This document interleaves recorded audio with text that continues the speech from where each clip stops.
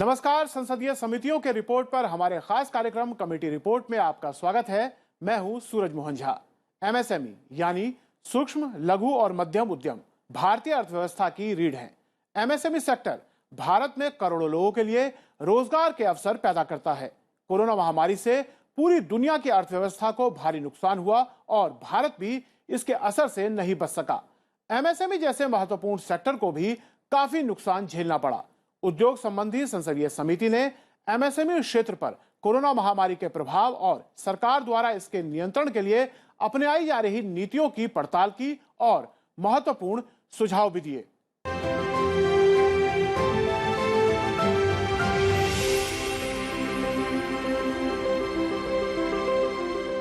समिति की सिफारिशों पर विस्तार से डालेंगे नजर, साथ ही विशेषज्ञों से हर पहलू पर करेंगे चर्चा और जानेंगे कैसे एमएसएमई क्षेत्र निभाते हैं हमारे देश के आर्थिक विकास में महत्वपूर्ण भूमिका और क्या है इसे लेकर सरकार की नीतियां। इस महत्वपूर्ण विषय पर चर्चा के लिए स्टूडियो में हमारे साथ मौजूद हैं संपत तोषनीवाल। आप एमएसएमई बोर्ड भारत सरकार के सदस्य हैं। सर, आपका स्वागत है। और हमारे साथ जुड़ रहे हैं अशोक सहगल जी, आप सह अध्यक्ष हैं सीआईआई एमएसएमई काउंसिल के। सर, आपका भी स्वागत है। चर्चा शुरू करने से पहले हम आपको बता दें कि उद्योग संबंधी संसदीय स्थायी समिति की जिस रिपोर्ट की आज हम बात करने जा रहे हैं उसे मॉनसून सत्र के दौरान संसद में 27 जुलाई को पेश किया गया था।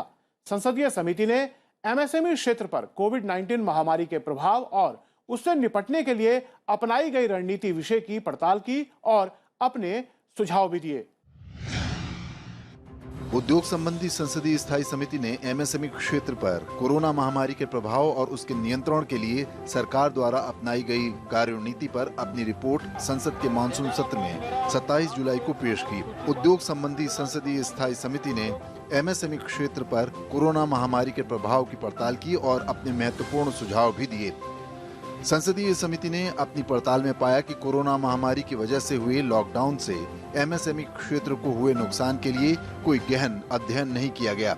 संसदीय समिति ने सुझाव दिया है कि नुकसान का आकलन होना चाहिए और नई राष्ट्रीय रोजगार नीति पर विचार होना चाहिए। समिति ने एमएसएमई क्षेत्र में रोजगार सृजन को बढ़ावा देने की भी बात की है। संसदीय स्थायी समिति ने अपनी रिपोर्ट में पाया है कि अर्थव्यवस्था को आर्थिक तौर पर उबारने के लिए सरकार के द्वारा दिया गया प्रोत्साहन पैकेज एमएसएमई क्षेत्र के लिए पर्याप्त नहीं है। इसलिए संसदीय कमेटी ने सरकार को बड़ा आर्थिक पैकेज देने का भी सुझाव दिया है। संसदीय समिति ने आत्मनिर्भर भारत अभियान के तहत शुरू किए इमरजेंसी क्रेडिट लिंक्ड गारंटी योजना की सराहना की है और सुझाव दिया है कि बैंकों को ऋण देने में आर्थिक उदारता दिखानी चाहिए और क्रेडिट गारंटी की राशि भी बढ़ानी चाहिए। संसदीय समिति ने आरबीआई के द्वारा एमएसएमई के ओवरड्यू को 90 दिन के बाद एनपीए घोषित करने की सीमा को 180 दिन करने का भी सुझाव दिया है। ब्यूरो रिपोर्ट, संसद टीवी। हम आपसे जानना चाहेंगे कि एमएसएमई सेक्टर, जिसे भारतीय अर्थव्यवस्था की रीढ़ भी कहा जाता है, किस तरह महत्वपूर्ण है भारत के लिए और कोविड के महामारी के दौरान किस तरह की चुनौती का उसने सामना किया। एमएसएमई सेक्टर भारतीय अर्थव्यवस्था का एक अत्यंत महत्वपूर्ण भाग है। हम सब जानते हैं देश के औद्योगिक उत्पादन का 30% एमएसएमई सेक्टर से आता है, 45% निर्यात में इनका योगदान है और रोजगार की दृष्टि से देखें तो कृषि के बाद सर्वाधिक रोजगार का सृजन करने वाला ये सेक्टर है। तो इसकी हमारी अर्थव्यवस्था में इसका महत्व जो है वो सर्वविदित है। कोविड ने इस सेक्टर को बुरी तरह से प्रभावित किया। सोशल डिस्टेंसिंग के कारण और निर्माण गतिविधियां बिल्कुल ठप हो गई संपूर्ण लॉकडाउन के कारण। उससे इस सेक्टर पे बहुत बुरा असर पड़ा। उत्पादन रुक गया, डिमांड बिल्कुल ख़त्म हो गई, निर्यात व्यापार बिल्कुल बंद हो गया, नकद का प्रवाह रुक गया। उसके कारण इस सेक्टर को बहुत हानि झेलनी पड़ी। संसदीय समिति ने इस सारे विषय पर बहुत गहराई से विचार करके बहुत विस्तृत अपनी रिपोर्ट दी है, जो वास्तव में गौर करने लायक है। अशोक सहगल जी, जिस तरह से संपत जी बता रहे थे कि एमएसएमई सेक्टर भारतीय अर्थव्यवस्था के लिए, भारत के लिए काफी महत्वपूर्ण है और कोविड काल के दौरान बहुत बड़ी चुनौती का सामना एमएसएमई सेक्टर को करना पड़ा। भारत सरकार ने अपनी तरफ से कई योजनाएं चलाई एमएसएमई सेक्टर को इस चुनौती से निपटने के लिए। आप किस तरह देखते हैं सर? एमएसएमई सेक्टर है, ये एक नींव है जिसके ऊपर औद्योगिक क्षेत्र जो पूरा हिंदुस्तान का है, इसी नींव पे बना हुआ है। उनकी जो इनपुट्स आती हैं, रॉ मटेरियल कंपोनेंट आते हैं, ये ज़्यादा करके लघु उद्योग, सूक्ष्म उद्योग से ही बन के आती हैं। तो जब तक ये मजबूत नहीं होगा, तो ऊपर की जो इमारत बनेगी बड़ी इंडस्ट्री की, वो भी इतनी मजबूत नहीं हो सकती। अब जब कोविड आया तो हम सबको परेशानी हुई। बड़ी इंडस्ट्री बंद हो गई, छोटी इंडस्ट्री बंद हो गई, पर लघु उद्योग में सबसे बड़ी ये बात है कि जो लोग हैं उनके पास ना तो इतने रिसोर्सेज होते हैं, फाइनेंशियल रिसोर्सेज कहिए या और रिसोर्सेज होते हैं, और दूसरी बात कि जो मजदूर वगैरह काम करते हैं, इसमें एम्प्लॉइज होते हैं, उनकी बहुत ही करीबी रिश्ता होता है उद्योगपतियों से, जो बड़ी इंडस्ट्री में नहीं होता। तो इसलिए उनका दर्द हमें समझ में आता है बहुत, एमएसएमई वाले बात। और इसमें हमें ये महसूस हुआ कि एक तरफ तो प्रोडक्शन बंद हुई, गवर्नमेंट ने कई स्टेप्स लिए, जैसे ये केशव राव कमेटी ने इसमें एग्जामिन किया, संपत साहब ने कहा बहुत बारीकी से कई तरीकों से उन्होंने इसको एग्जामिन किया। पर इसके पहले जो मिनिस्ट्री ने स्टेप्स लिए और इनिशिएटिव लिया कि कम से कम लिक्विडिटी जहाँ तक दे सके दें, ईसीएलजीएस स्कीम थी, और जो उन्होंने उद्योग मंत्री ने, जो वित्त मंत्री ने पीएसयूज को इंस्ट्रक्शन दिए कि आप पेमेंट रिलीज करिए, इस सब से काफी राहत मिली। हम अपने दर्शकों को बताते चले, जिस उद्योग संबंधी संसदीय स्थायी समिति ने यह रिपोर्ट पेश की है, कौन है उसके अध्यक्ष और सदस्य, साथ ही समिति की बैठकों पर भी एक नजर। संसद की विभागों से संबंधित स्थायी समिति 24 हैं। इन्हीं में से एक है उद्योग संबंधी स्थायी समिति। राज्यसभा सांसद के केशव राव समिति के अध्यक्ष हैं। समिति के 31 सदस्यों में से 21 लोकसभा और 10 राज्यसभा के सांसद हैं। उद्योग संबंधी संसदीय समिति ने एमएसएमई क्षेत्र पर कोरोना महामारी के प्रभाव और सरकार द्वारा इसके नियंत्रण के लिए अपनाई जा रही कार्यनीति के विषय में पड़ताल की और अपने महत्वपूर्ण सुझाव दिए। 23 जुलाई को समिति ने अपनी बैठक में इस प्रतिवेदन पर विचार किया और इसे स्वीकार किया। 27 जुलाई 2021 को संसद में समिति ने अपनी रिपोर्ट पेश कर दी। ब्यूरो रिपोर्ट, संसद टीवी। संसदीय समिति ने अपनी पड़ताल में पाया है कि कोरोना महामारी की वजह से हुए लॉकडाउन से एमएसएमई क्षेत्र को हुए नुकसान के लिए कोई गहन अध्ययन नहीं किया गया। संसदीय समिति ने सुझाव दिया है कि नुकसान का आकलन होना चाहिए और नई राष्ट्रीय रोजगार नीति पर विचार होना चाहिए। समिति ने एमएसएमई क्षेत्र में रोजगार सृजन को बढ़ावा देने की भी बात की है। संपत जी, जिस तरह से संसदीय समिति ने अपनी पड़ताल में ये पाया है कि जो नुकसान वास्तविक हुआ है लॉकडाउन की वजह से पूरे एमएसएमई क्षेत्र को, उसका सही से आकलन नहीं किया गया। समिति ने स्वयं एमएसएमई मंत्रालय से, विभिन्न औद्योगिक संगठनों से, वित्तीय सेवा विभाग से और अनेक स्रोत से इस सारी बात की जानकारी ली। और मुझे ये कहते हुए संतोष है कि जिस संगठन से मैं आता हूँ, लघु उद्योग भारती, उसके साथ भी समिति की वार्ता हुई और हमारे कुछ सुझावों को समिति ने गौर किया। समिति का ये कहना है कि जो एक आर्थिक पैकेज सरकार ने 20 लाख करोड़ रुपए का घोषित किया, ये लगभग हमारी जीडीपी का 10% के बराबर होता है। समिति ने ये पाया कि इसमें से अधिकांश बातें जो है वो दीर्घकालीन उपायों से संबंधित है, लॉन्ग टर्म इफेक्ट वाली है। उसमें तत्काल मांग सर्जन होने का या कैश फ्लो बढ़ने का वो कम है, इसलिए इसको अपर्याप्त माना। और समिति ने साफ कहा है कि सरकार को भविष्य में मांग, निर्यात, रोजगार, इनको बढ़ावा देने के लिए एक विस्तृत और इससे बड़ा पैकेज लाना चाहिए, ऐसा समिति का सुझाव था। समिति ने यह भी स्पष्ट रूप से कहा है कि सरकार ने कोविड से हुई पूरी हानि जो एक समग्र एमएसएमई सेक्टर को हुई है, उसका कोई विस्तृत आकलन नहीं किया। जो उन परिस्थितियों में जितना संभव था उतना सरकार ने किया होगा, क्योंकि विस्तृत आकलन किए बिना वर्तमान हानि और उसको लेकर भविष्य में क्या इसकी दिशा और दशा होगी, इस पर विचार करने की आवश्यकता है। समिति ने ये स्पष्ट रूप से रेखांकित किया है। जहाँ तक रोजगार का सवाल है, समिति ने, हम सब जानते हैं कि एमएसएमई सेक्टर एक ऐसा सेक्टर है जो अपेक्षाकृत कम पूंजी लागत में, पूंजी का इन्वेस्टमेंट कम होता है, उसके अनुपात में अधिक रोजगार का सृजन करता है। और समिति ने अपने रिकमेंडेशन में साफ कहा है कि कोविड के समय में बहुत से लोगों की नौकरियां चली गई, बहुत से रोजगार बंद हो गए, प्रवासी जो श्रमिक थे उनको बहुत से कठिनाइयों का सामना करना पड़ा। तो भविष्य में यदि भारत को जो हम सोच रहे हैं, आज जो सरकार की, प्रधानमंत्री जी की नीति है कि 5 ट्रिलियन डॉलर की इकोनॉमी हमारी बने, उसके लिए रोजगार का सृजन अत्यधिक आवश्यक है। और समिति ने ये भी साफ कहा है कि इसके लिए एक इलेक्ट्रॉनिक रोजगार कंट्रोल रूम बनाया जाना चाहिए, जिसमें तकनीक के आधार पर उसमें लोगों की जो है वो एनरोलमेंट हो और उससे भविष्य में रोजगार बढ़े। जी, ये संतोष की बात है कि सरकार ने इस ओर काम भी शुरू किया है, लेकिन रोजगार के पक्ष पर बहुत काम करने की आवश्यकता है। बिल्कुल, अभी आवश्यकता है। और अगर हमें 5 ट्रिलियन इकोनॉमी के लक्ष्य को प्राप्त करना है तो एमएसएमई क्षेत्र का मजबूत होना बहुत ज़रूरी है, क्योंकि एमएसएमई क्षेत्र न केवल अपने लिए रोजगार बनाता है बल्कि देश के करोड़ों लोगों को भी रोजगार देता है। अशोक सहगल जी, जिस तरह से संसदीय समिति ने राष्ट्रीय रोजगार नीति बनाने की बात कही है, रोजगार के अवसर बढ़ाने की बात कही है, ताकि एमएसएमई सेक्टर में मजबूती आए और अर्थव्यवस्था में उसका योगदान बना रहे। ये बिल्कुल सही बात है कि एमएसएमई सेक्टर में कम पूंजी से ज़्यादा रोजगार मिल सकते हैं।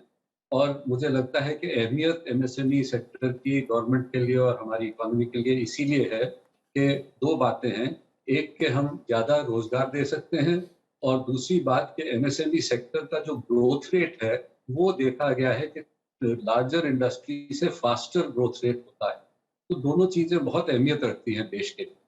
दूसरी बात जो आपने की रोजगार की, कि रोजगार, कई लोग बेरोजगार हो गए, वो अपने गांव गए।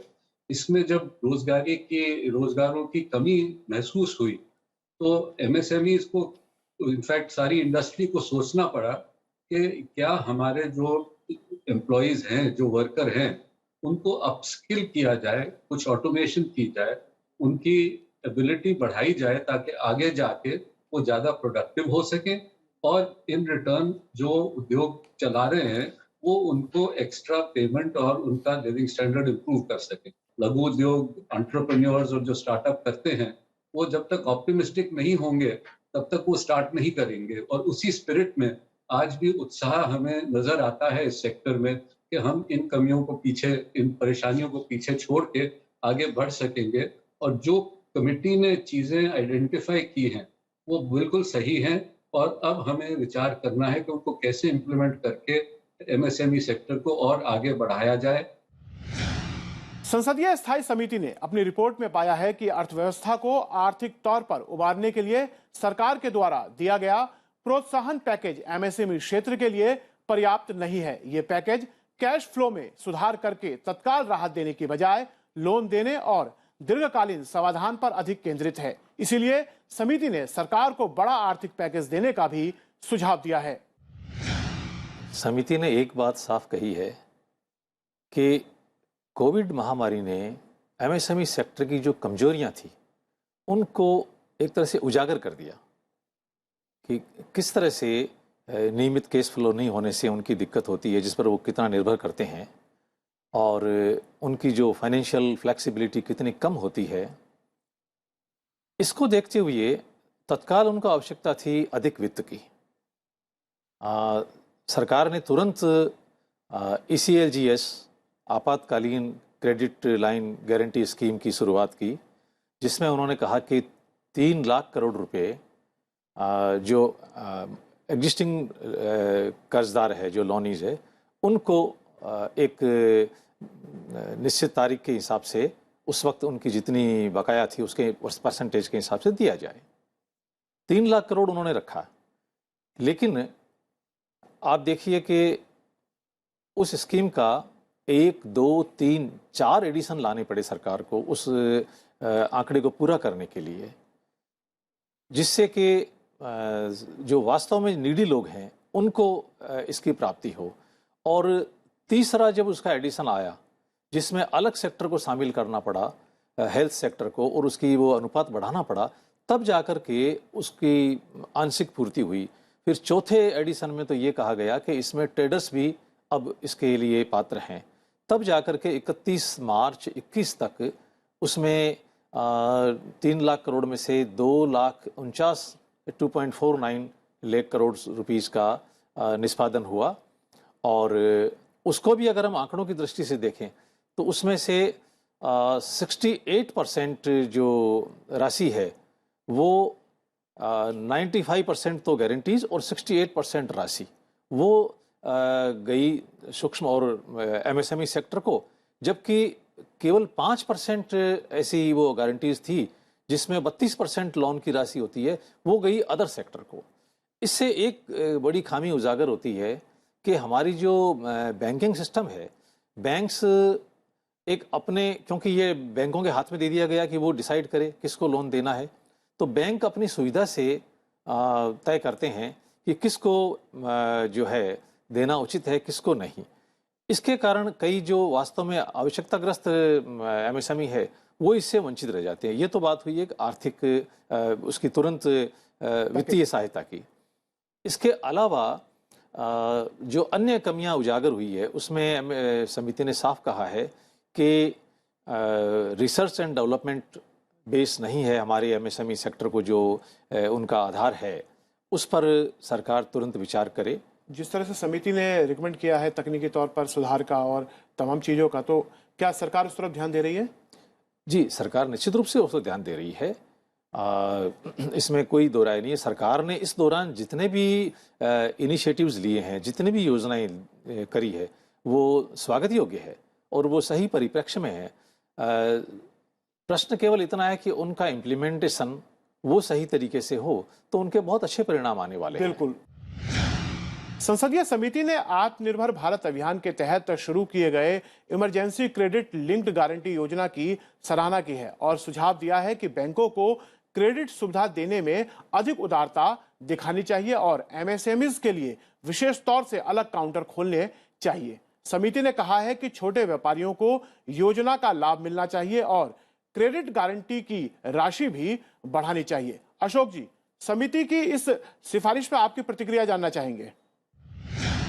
सरकार किसी को पैसे दे या उनको लिक्विडिटी दे, दोनों चीजें इंटरचेंजेबल हैं। अगर वो संपत्ति पैसे डायरेक्टली नहीं दे सकते और लिक्विडिटी किसी और तरीके से प्रोवाइड करते हैं तो वो भी बेहतर सिस्टम था कि राहत तो मिली। जो माइक्रो सेक्टर है जिसमें बहुत इसकी तकलीफ हुई और ये भी उनको नहीं मिल पाया, इसकी एक ये वजह थी कि माइक्रो सेक्टर हमारा जो है वो ज्यादातर बैंक्स वगैरह से डील नहीं करता और कैश डीलिंग में ही डील करता है। इससे कई और बीमारियां उठती हैं और इनको फॉर्मल सेक्टर में, फॉर्मल बैंकिंग सेक्टर में और फॉर्मल सेक्टर में आने में पूरी सरकार को और देश को बहुत फायदा है। मुझे लगता है कि इससे थोड़ा उनको पुश मिला होगा कि भाई हम भी फॉर्मल सेक्टर में आ जाएं, जिससे आगे चल के उनको भी फायदा होगा, देश को भी फायदा होगा और डेटा कलेक्शन में, नई पॉलिसी बनाने में और आगे चल के उनके लिए जो उनकी ज़रूरतें हैं वो पूरी करने के लिए प्रोविजन करना भी अच्छा रहेगा। एक और चीज़ जिसकी जिक्र अभी हुई थी कि तकनीकी इम्प्रूवमेंट के लिए क्या किया जा रहा है, तो एमएसएमई मिनिस्ट्री ने कई टेक्निकल सेंटर्स बनाने की योजना बनाई है, जिसमें 100 से ऊपर टेक्निकल सेंटर्स पूरे देश में खोले जाएंगे, जिससे कि एमएसएमई सेक्टर को टेक्निकल इम्प्रूवमेंट और सपोर्ट मिलेगी। सो ये सब चीजें हैं, कुछ चीजें तुरंत हो जाती हैं, कुछ वैकल्पिक होती हैं, कुछ थोड़े मीडियम टर्म में हो जाती हैं, पर दिशा मुझे लगता है सही है और हम सब इसमें से अच्छी तरह निकल के आएंगे और इम्प्रूव वर्जन में निकल के आएंगे। बिल्कुल, कोरोना महामारी से चुनौतियां तो आई हैं, लेकिन रास्ते हैं और उस रास्तों की तरफ कदम बढ़ाना होगा, तभी एमएसएमई जो सेक्टर है वो उठ खड़ा होगा। संसदीय समिति ने आरबीआई के द्वारा एमएसएमई के ओवरड्यू को 90 दिन के बाद एनपीए घोषित करने की सीमा को 180 दिन करने का सुझाव दिया है। समिति ने कच्चे माल की कालाबाजारी रोकने के लिए भी सिफारिश की है ताकि कारोबारियों को नुकसान न हो। संसदीय समिति ने स्टार्टअप्स को बढ़ावा देने की भी मंत्रालय से सिफारिश की है। संपत जी, जिस तरह से समिति ने सिफारिशें की हैं कि लॉकडाउन के दौरान हमने देखा था कि कच्चे माल की लोकल स्तर पर कुछ व्यापारियों ने कालाबाजारी करनी शुरू कर दी थी, जिससे एमएसएमई सेक्टर को जूझना पड़ा था।